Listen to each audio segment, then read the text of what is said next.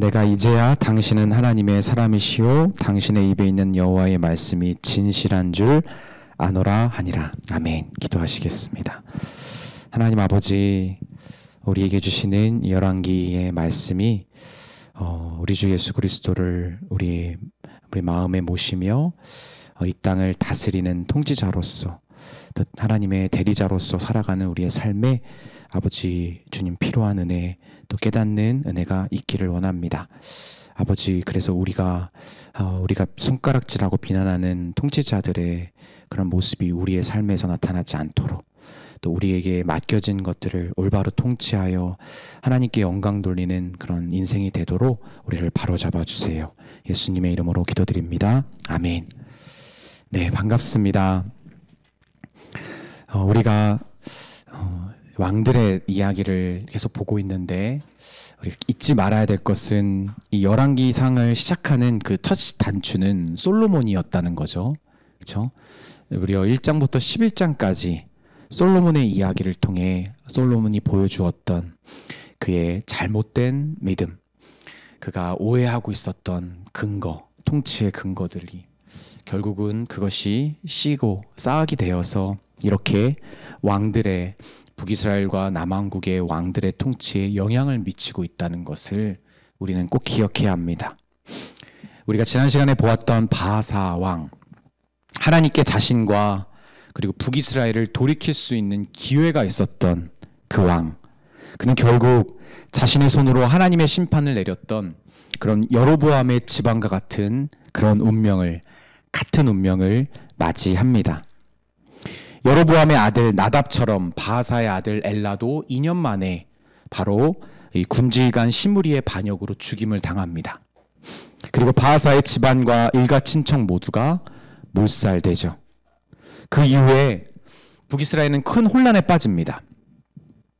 이 아사 왕의 통치 아래서 무려 30년 이상을 평안한 시기를 보냈던 남왕국과는 달리 이 시므리가, 북이스라엘의 군대 장군 시므리가 7일 동안 7일 천하 통치를 하고, 그리고 오므리 장군에게 포위당해서 스스로 죽음을 택합니다.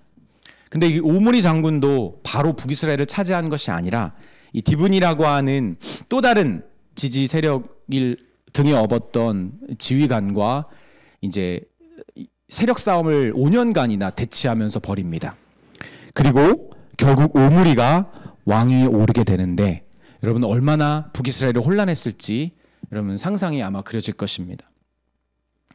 오므리는 정치적으로나 지정학적으로 유리한 곳인 사마리아로 북이스라엘의 수도를 옮기는 그런 뭔가 변화를 꾀했던 사람입니다. 그리고 나라의 번영을 시도했죠. 그런데 그는 그 전에 모든 왕들보다 더 악했다라고 성경은 말합니다. 그런데 이 오므리의 아들, 그의 아들 아합은 그 아버지보다도 더 악한 끝판왕 왕이었습니다. 성경은 심지어 여로보암의 죄가 이 아합에 비하면 오히려 가벼워 보일 정도라고 말하니까 아합이야말로 정말 이 북이스라엘의 악한 왕들의 끝판왕이구나라고 우리는 아하 할 수 있는 거죠. 네, 죄송합니다. 그는 시돈의 왕 이 옙바알의 딸 이세벨을 아내로 맞이합니다. 그리고 바알을 예배하고 사마리아에 바알 신전을 건축하며 제단을 쌓습니다. 아세라상을 만들어서 그 어떤 이스라엘 왕보다 여호와 하나님을 노하게 합니다. 심지어 여호수아가 무너뜨려서 정복했던 여리고성, 하나님이 다시 건축하지 말라고 했던 그 여리고성을 건축을 하려고 하다가 첫째 아들과 막내 아들이 하나님의 저주로 죽기까지 했던 일도 있었습니다. 그런데 이 아합의 남은 두 아들, 둘째와 셋째, 이 아하시아와 여호람이라는 그 두 아들의 이름을 보면 각각 그 이름이 여호와께서 붙잡으신다, 그리고 여호와께서 높이신다라는 뜻을 가지고 있거든요. 그러니까 이 아합 왕의 사실은 정체는, 그는 이스라엘의 여호와 하나님도 붙잡고 있었고요, 바알과 아세라도 붙잡고 있었던 혼합 정책을 펼쳤던 사람입니다. 북이스라엘은 단순히 우상 숭배만을 한 게 아닙니다. 그들의 이 가증스러운 죄악, 아합 왕의 가장 끝판왕의 그 죄의 문제는 혼합적인 신앙을 그가 가지고 있었다는 것이죠. 그렇게 영적으로 어두웠던 시기에 하나님은 가장 강력한 두 선지자 엘리야와 엘리사를 보내주십니다. 남유다도 아니고 북이스라엘에게. 그래서 열왕기상, 열왕기하에 엘리야와 엘리사는 가장 중요한 위치를 차지합니다. 이 두 선지자의 존재와 사역은 하나님께서 북이스라엘을 당신의 백성으로서 여전히 포기하지 않고 계심을 보여주는 살아있는 증거입니다. 당신의 백성 이스라엘에게 그들이 섬기는 바알과 아세라가 아니라 여호와 하나님만이 참 신이심을 나타내시면서 그들이 오직 한 분 하나님만을 예배하도록 하나님이 일하신 겁니다.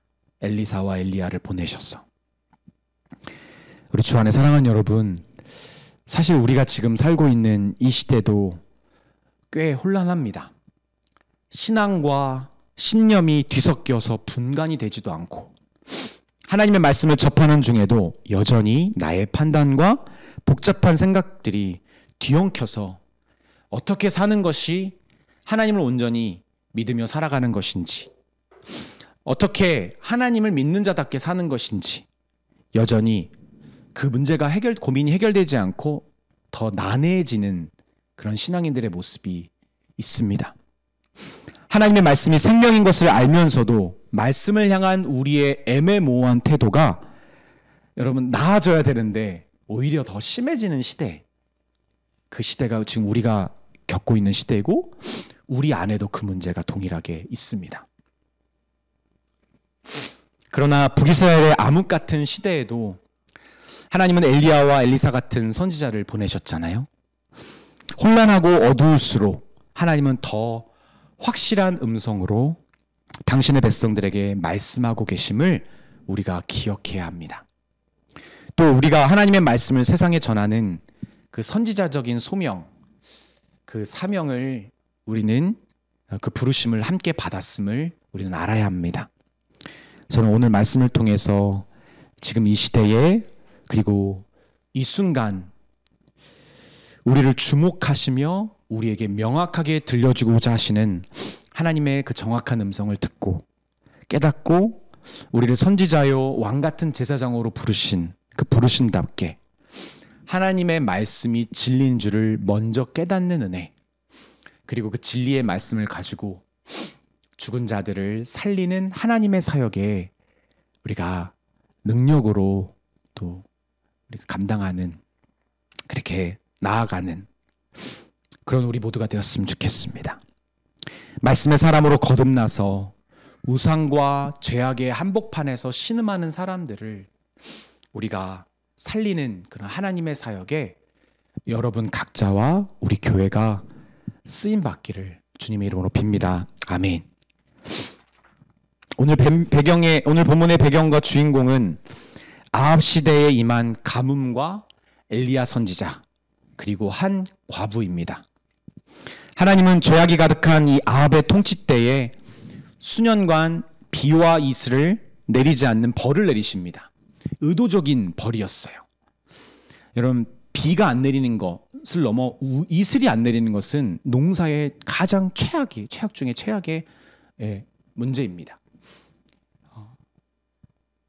그래서 하나님은 아합과 북이스라엘을 향한 하나님의 메시지를 이 가뭄을 통해 전달하려고 하시는 거죠. 그 지독한 가뭄이 임했을 때 하나님은 엘리야를 시돈에 속한 이 사르밧의 동네 과부에게 보내십니다. 근데 이 시돈은 어디죠? 아합의 아내 이세벨, 옙바알의 딸 이세벨의 고향입니다. 그러니까 아합을 우상 숭배로 이끌었던 바알 숭배의 항복판이 바로 이 시돈이에요. 그 시돈의 한 동네 사르밧의 과부는 수년간 지속된 가뭄으로 어떻게 되죠? 자기 아들과 함께 최후의 만찬을 준비하고 있었어요. 이거 먹고 우리는 죽음 앞에 서리라. 17장 12절에 보면 그 그가 이르되, 성경은 그가라고 되어 있지만 사실 그녀가죠. 그녀가 이르되 당신 하나님 여호와께서 살아계심을 두고 맹세하노니 나는 떡이 없고 다만 통에 가루 한 움큼과 병에 기름 조금뿐이라. 내가 나뭇가지 둘을 주워다가 나와 내 아들을 위하여 음식을 만들어 먹고 그 후에는 죽으리라.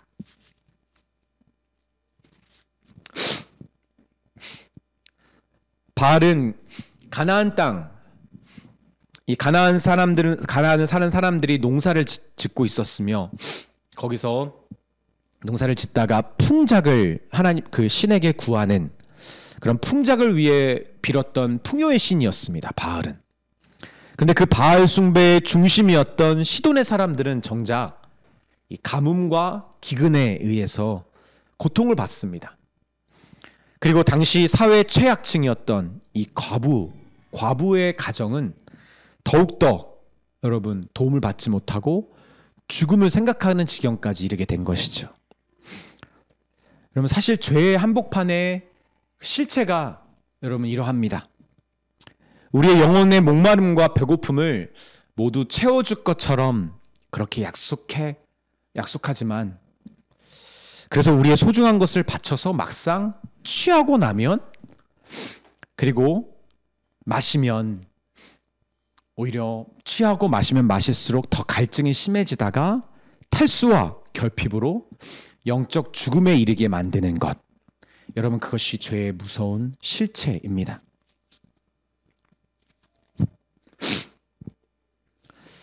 여러분 그래서 하나님으로부터 온 것이 아닌 것은 되게 먹음직스럽고요. 갖고 싶어요. 근데 막상 취하고 나면 매우 허무하고요. 더 배고파집니다. 그런데 하나님으로부터 온 것은 되게 먹고 싶지 않아요. 그리고 먹기도 되게 불편하고요. 네. 그런데 막상 먹고 나면 풍성해집니다. 비교할 수 없는 그런 풍요로움이 있는 것이죠. 그러나 이런 죄에 갇혀 있는 사람의 문제를 누구보다 더 잘 아시는 그런 하나님은 과부와 같이 최소한의 도움도 받지 못하고 그렇게 죽음 앞에 있는 그런 어려운 가난한 자들을 향해서 긍휼을 베푸시는 분이시죠. 이사야서 55장 1절에 보면 오라 너희 목마른 자들아 물로 나아오라 돈 없는 자도 와라 너희는 와서 사 먹되 어떻게 돈 없이 값없이 와서 포도주와 젖을 사라. 여러분 이것이 하나님이십니다. 우리의 인격을 생각하셔서 사 먹으라고 해주시는데 돈 없이 값없이 사 먹으라 하십니다. 그러나 바알과 같은 우상은 최약층을 전혀 돌볼 수 없는 값비싼 포도주와 젖을 파는 무능력한 가짜 신입니다. 대가가 필요한 신이에요. 우리의 소중한 것을 바치지 않으면 일해줄 수 없다라고 말하는 신입니다. 이런 거짓 신을 따르는 아합과 북이스라엘 그리고 과부까지 하나님의 버림을 받아도 마땅하죠. 이런 시도는 그렇게 하나님의 심판을 딱 직격으로 받아도 마땅합니다. 그런데 하나님은 그들을 쉽게 포기하지 않으십니다. 가뭄을 통해 그 거짓신의 실체를 밝히시고 고통받는 그들을 살리길 원하시는 하나님의 신실하심과 그분의 말씀, 그 말씀의 능력을 그들에게 보여주는 사랑을 행하신 겁니다. 그래서 엘리야는 죽음을 앞둔 과부에게 말하죠. 열왕기상 17장 13절입니다. 우리 한번 같이 읽을까요? 시작. 엘리야가 그에게 이르되 두려워하지 말고 가서 내 말대로 하려니와 먼저 그곳으로 나를 위하여 작은 떡 한 개를 만들어 내게로 가져오고 그 후에 너와 내 아들을 위하여 만들라. 여러분 선지자의 이 말은 사실은 과부의 마음을 울리는 말이었어요.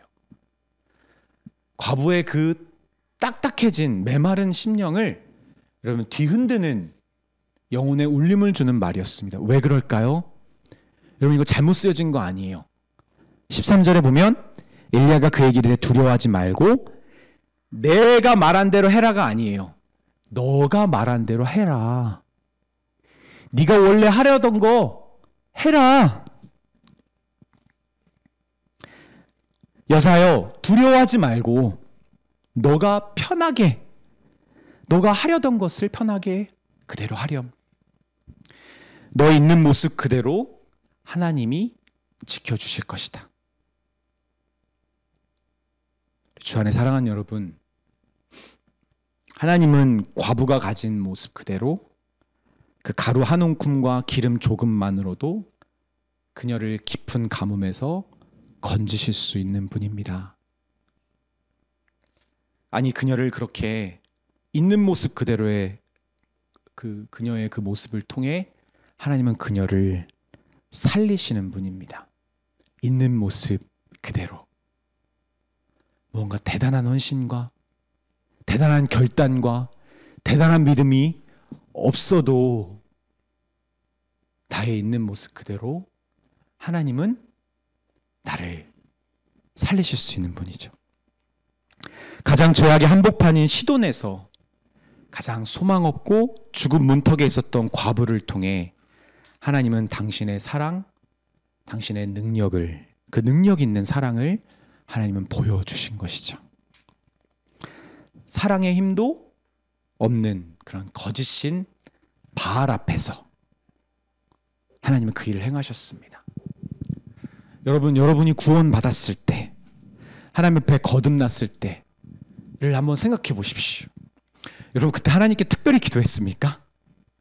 대단한 헌신과 막 정직한 죄의 모든 고백이 다 쏟아져 나왔습니까? 그래서 하나님의 마음을 움직였습니까, 여러분이? 여러분, 아닙니다. 우리는 그때 하나님을 아는 이해도 참 부족했고요.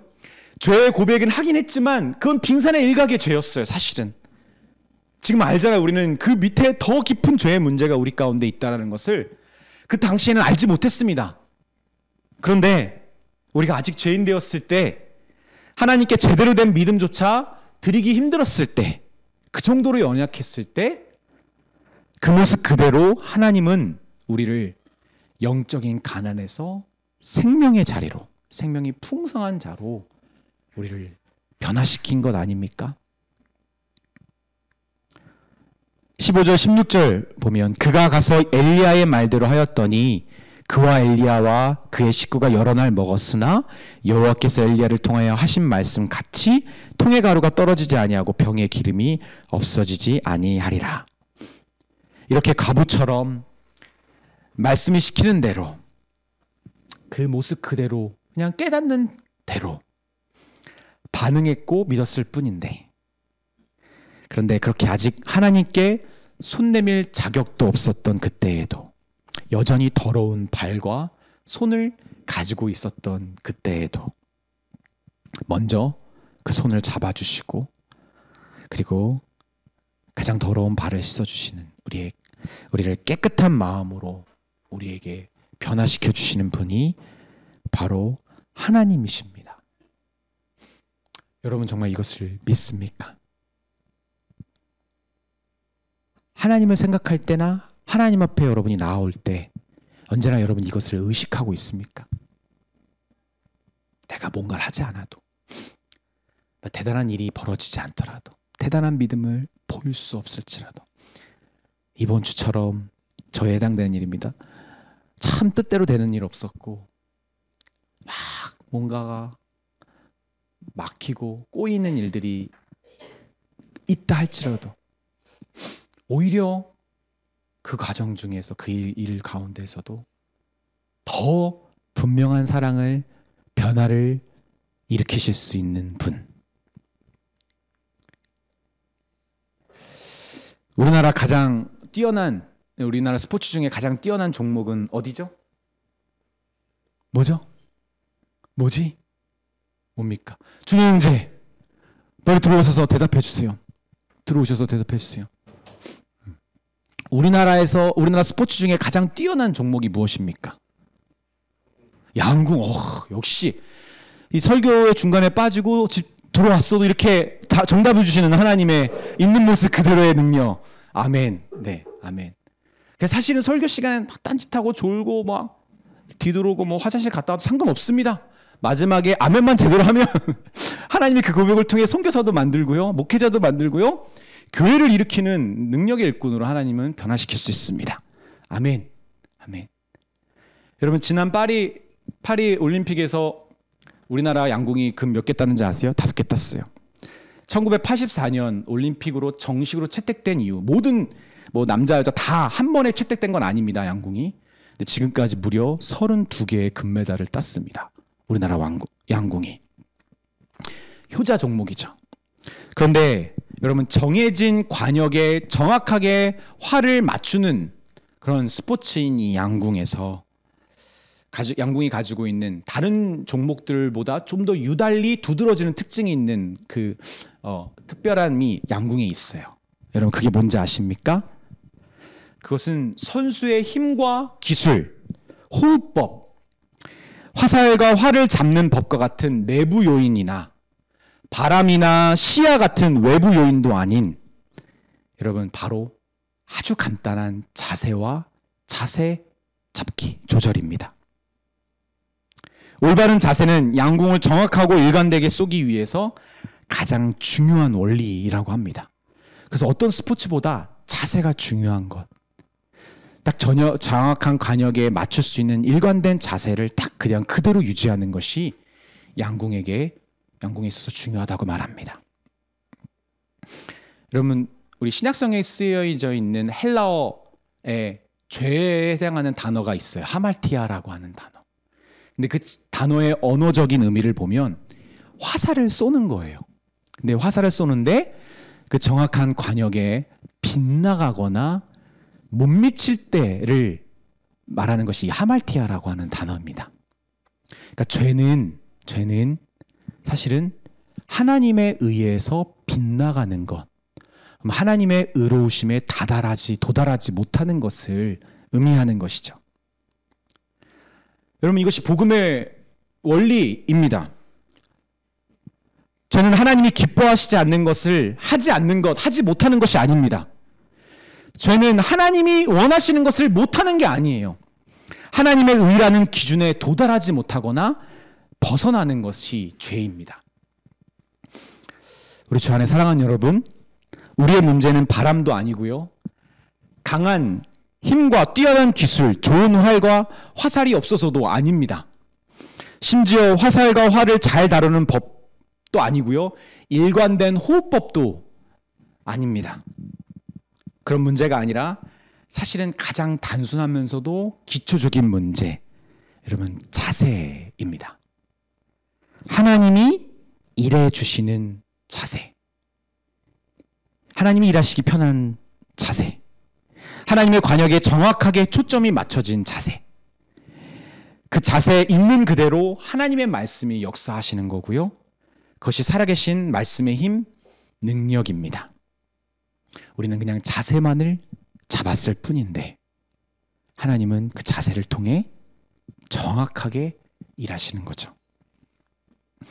죄의 문제 가운데 여전히 연약한 우리의 믿음과 그런 마음의 문제 가운데서도 오히려 하나님은 그런 나를 먼저 주목하시면서 갈급한 우리의 심령과 목마른 우리의 마음, 영혼을 채우기를 원하시는 분입니다.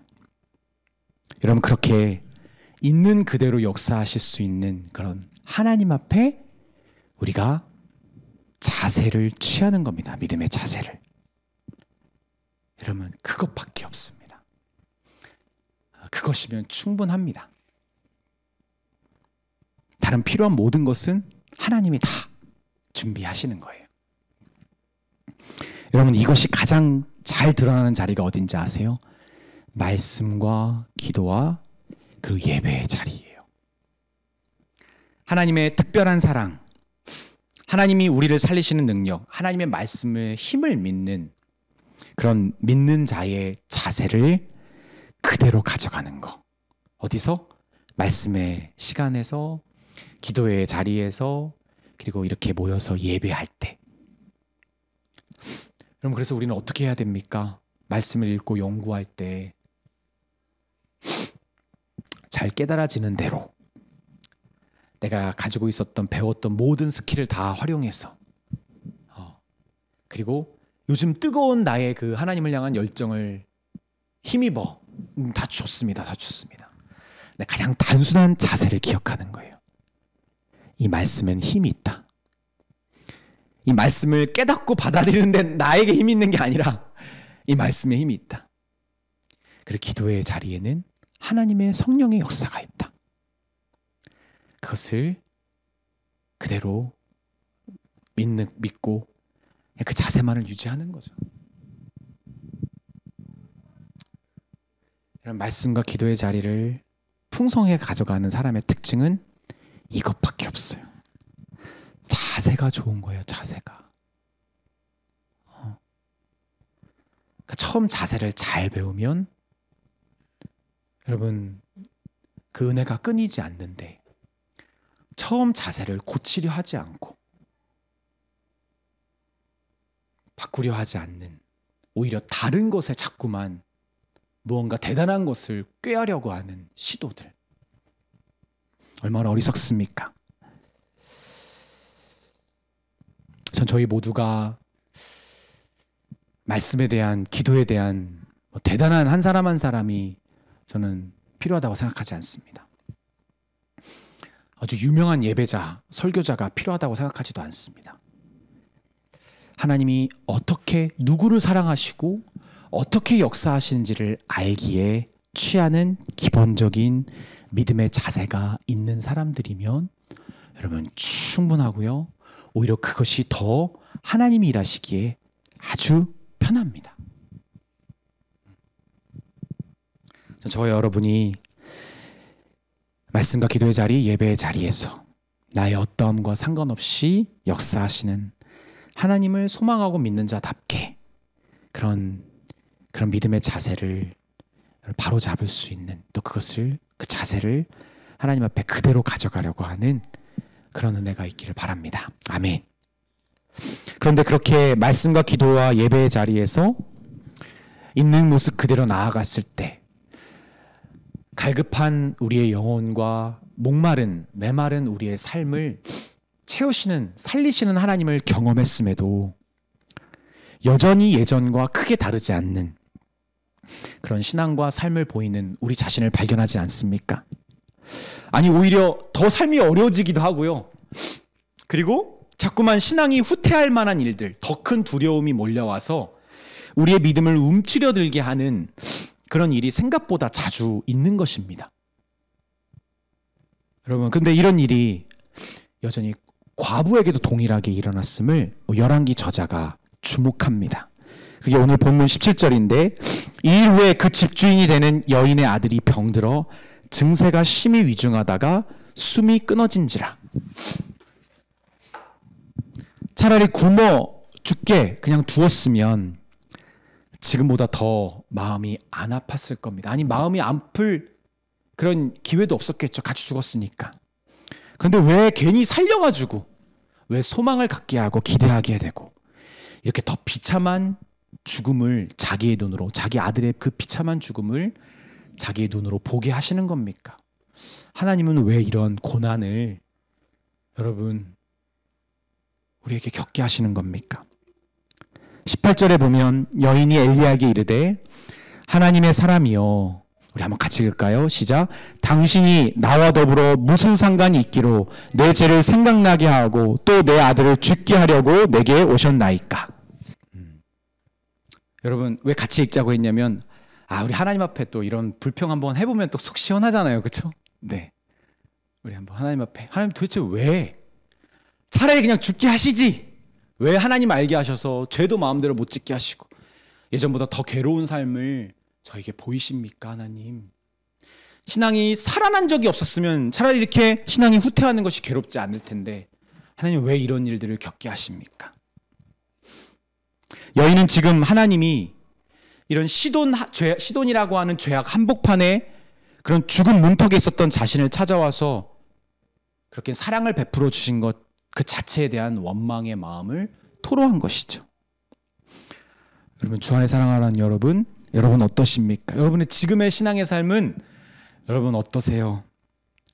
과거 목마르고 갈급했던 그때의 여러분과 지금의 삶, 여러분 신앙인으로서 누리는 축복이 여러분 정말 비교할 수 없을 정도로 나아진 것이 맞습니까? 생각보다 우리는 지금 우리가 누리는 가뭄과 기근이 없는 신앙의 삶에 대하여 잘 만족하지 못합니다. 지금 누리고 있는 가뭄과 기근이 없는 현재의 삶에 대하여 우리는 만족하지 못합니다.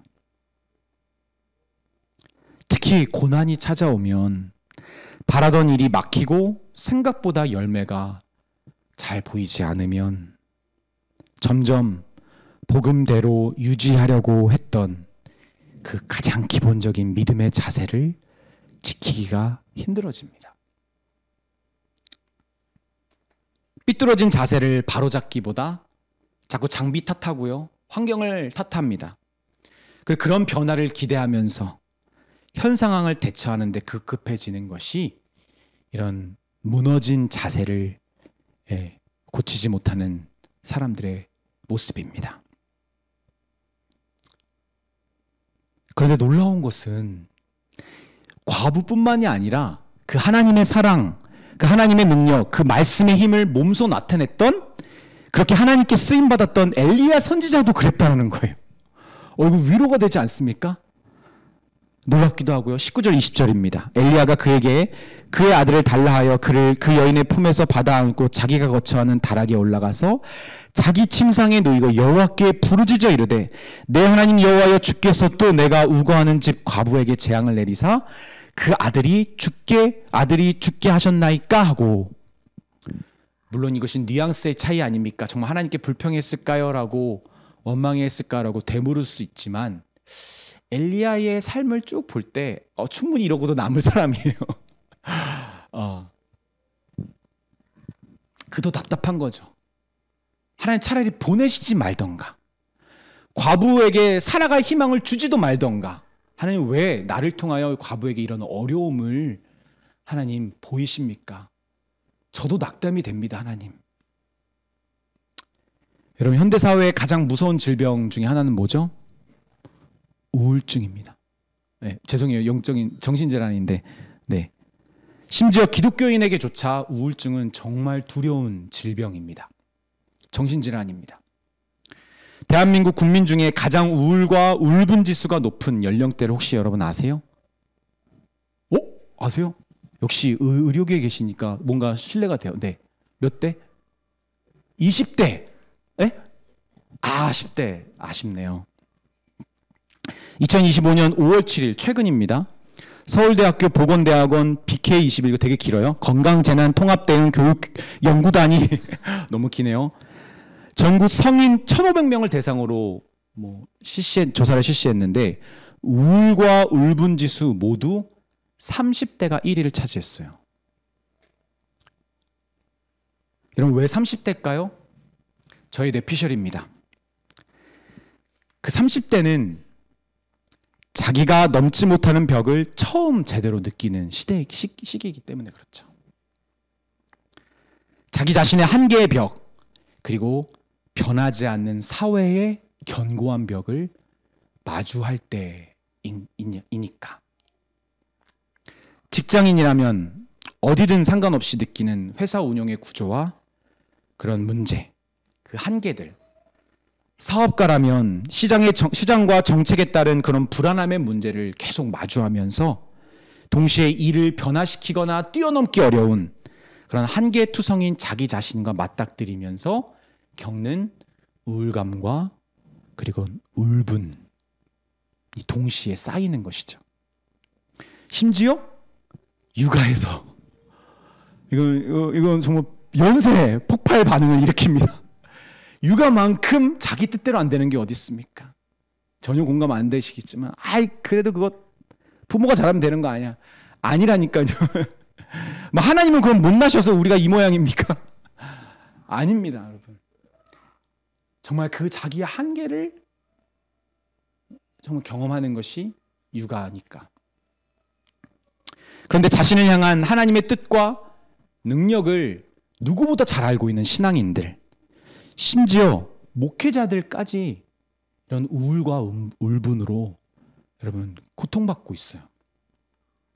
방송 미디어에 나오는 몇몇 슈퍼 신앙인들과 달리 우리는 세상 사람들과 신앙인들조차, 목회자들조차 세상 사람들과 비슷한 벽을 느낍니다. 사회거나 교회에서. 그리고 지금까지 지켜왔던 자세가 뒤틀어지는 거죠. 처음 배웠던 그 자세가 여러분 흔들리는 겁니다. 아니 이제 그 기본적인 자세의 필요성까지 부정하는 데까지 이르게 되는 거예요. 소망을 잃게 되는 겁니다. 꼭 그렇게까지 기도해야 되나? 결국 자기가 잘해야 살아남고 인정받는 게 사회인데 신앙도 그런 거 아니야? 결국 교회에서도 뭔가 끈이 있고 비빌 언덕이 있는 사람이 인정받고 그리고 탄탄대로의 신앙인의 삶, 목회자의 인생을 걷게 되는 거 아니야? 있는 모습 그대로 가장 연약함 가운데 그런 메마른 우리의 영혼을 풍요롭게 변화시키시고 살리시는 그런 하나님의 특별함을 대하는 기본적인 자세가 뒤틀리는 거죠. 그러나 바로 그때가 하나님의 말씀의 진리됨을 깨달아 알 때입니다. 하나님만이 진리이신 것을 거부하려고 하는 나의 생각과 마음이 옳지 않다는 것을 끝까지 인정하지 않고 있는 우리의 죄악된 마음이 수면 위로 떠오르는 때입니다. 우리 18절을 한번 다시 읽어볼까요? 같이 읽겠습니다. 여인이 엘리야에게 이르되 하나님의 사람이여 당신이 나와 더불어 무슨 상관이 있기로 내 죄를 생각나게 하시고 내 죄를 생각나게 하고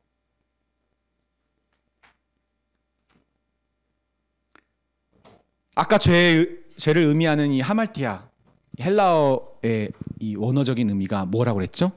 화살이 관역을 비껴가거나 벗어나거나 어떻게 또 하나가 있었죠. 뭐죠? 못 미치는 게 있었잖아요. 그렇죠?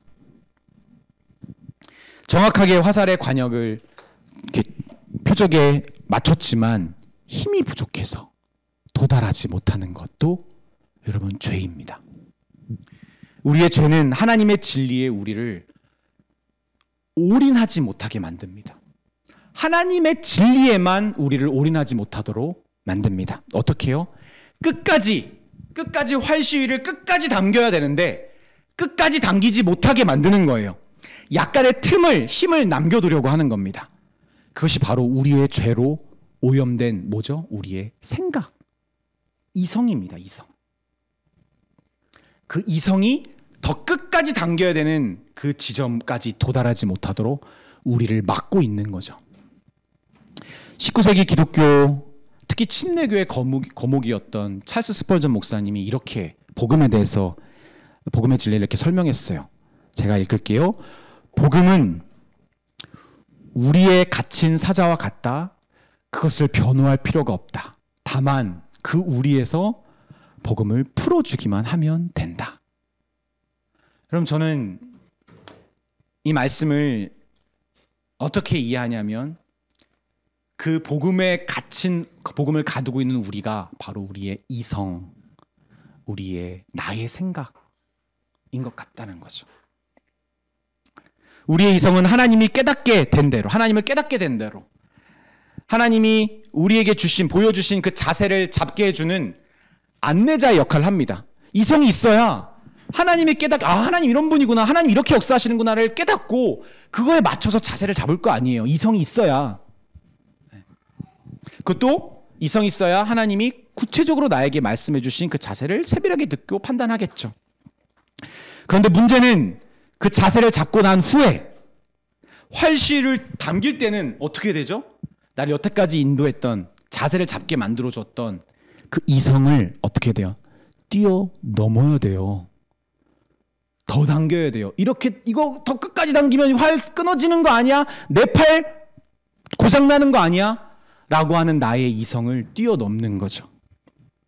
그렇지 않고는 끝까지 못 당깁니다. 끝까지 못 당기면 쐈을 때 활이 관역에 정확한 표적을 맞췄지만 도달하지 못하는 거죠.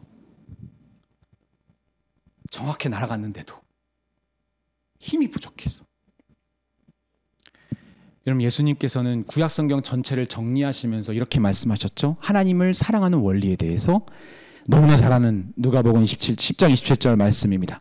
내 마음을 다하여 목숨을 다하여 힘을 다하며 뜻을 다하여 주 너의 하나님을 사랑하고. 여러분, 어떻게 해요? 내 마음을 다하고 목숨을 다하며 힘을 다하며 뜻을 다하여. 여러분, 이게 이성적입니까? 아니요, 비이성적이에요. 초이성적이에요.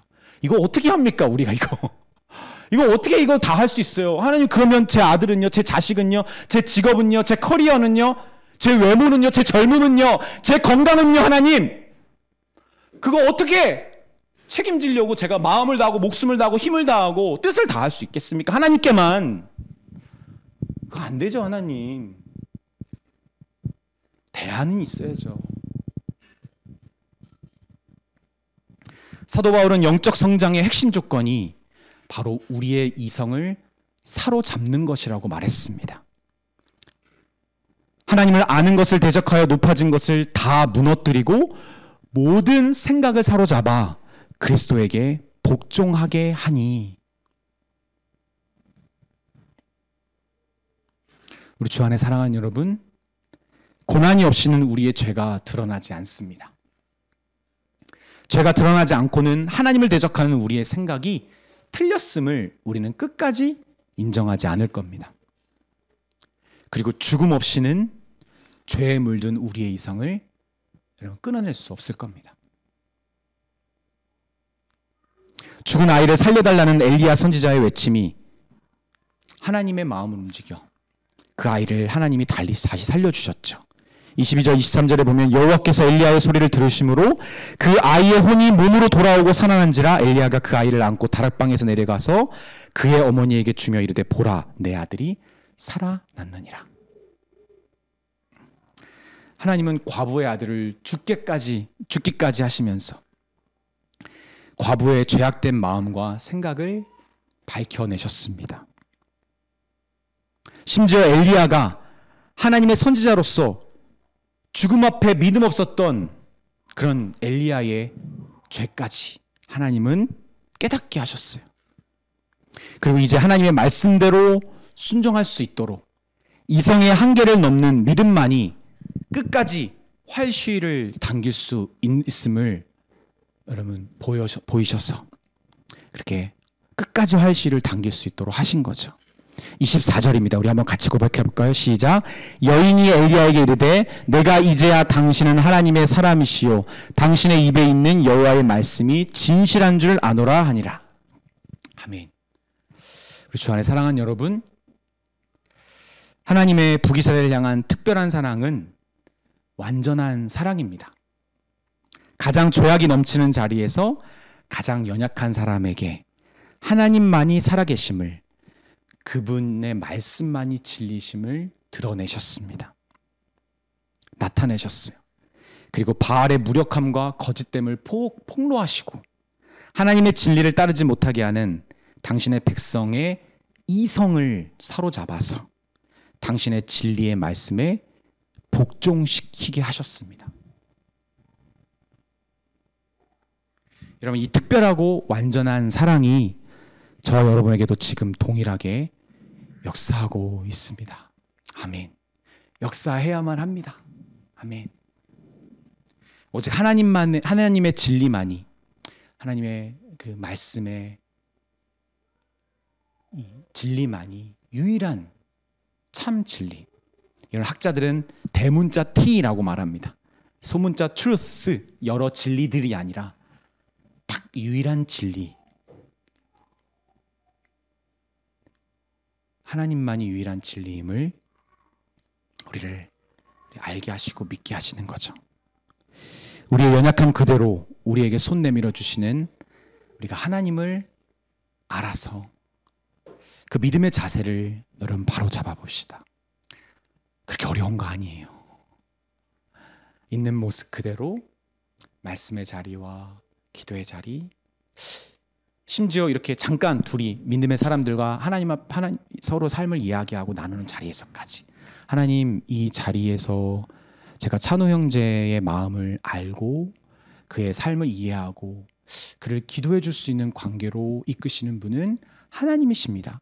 제가 가지고 있는 찬호 형제를 향한 사랑은 참 작습니다.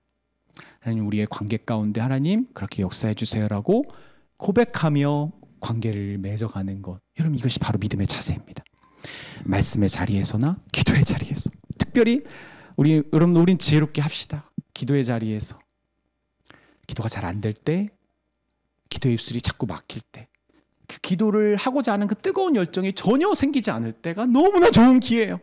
하나님 있는 모습 그대로 웃는 거예요. 저는 아까 하은 자매가 마지막 우리 주님의 그 모든 것이 찬양할 때 브릿지를 외칠 때 저는 그런 믿음의 자세로 외쳤다고 생각해요. 너무나 뭐 은혜가 넘쳐서 외친 거라고 생각하지 않습니다. 제가 생각하는 믿음의 자세는 그런 거예요. 우리의 모습이 있는 모습 그대로 참 연약할 때, 부족할 때, 안 될 때 일하시는 하나님을 알아 그 자세를 취하는 거예요. 특히 예배의 자리에서. 여러분, 우리는 다 예배에 성공할 수 있어요. 그래서 누구나 예배에 성공할 수 있어요. 이 믿음의 자세만 있으면. 하나님, 저 일주일 내내 넷플릭스에 빠져 살았어요. So what? So what? 전혀 문제되지 않아요. 예배의 자리에서는. 예배는 그런 곳이잖아요. 예배는 우리를 드리는 게 아니잖아요. 예배는 누구를 드리는 겁니까? 누구의 믿음을 드리는 겁니까? 예수의 믿음을 드리는 자리가 예배잖아요. 나 없어요. 네. 그게 먼저예요. 예수를 먼저 드리는 게 예배입니다. 예수를 먼저 드리는 예배는 절대 실패할 리 없어요. 예수를 먼저 드리고 거기에 나의 믿음을 얹는 겁니다. 이렇게 좋은, 이렇게 쉬운 것 어디 있겠습니까? 자세만 취하면 되는데. 근데 거기서 멈추지 말고 우리의 생각을 포기하지 않으려고 하는 우리의 죄악된 마음, 오염된 이성에게, 우리의 오염된 이성이 하나님께 사로잡히도록 고난을, 그런 인내의 때를 여러분 이용하고 돌파하는 겁니다. 고난이 없이는, 인내의 연단이 없이는 그 죄는 드러나지도 않고 그 고집은 꺾이지도 않습니다. 죽음의 턱밑에 이르러야만 끊어지는 것이 이성의 한계입니다.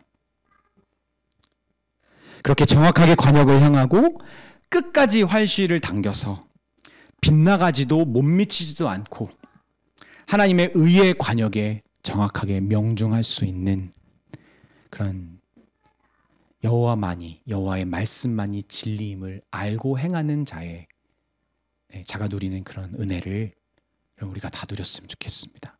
아멘.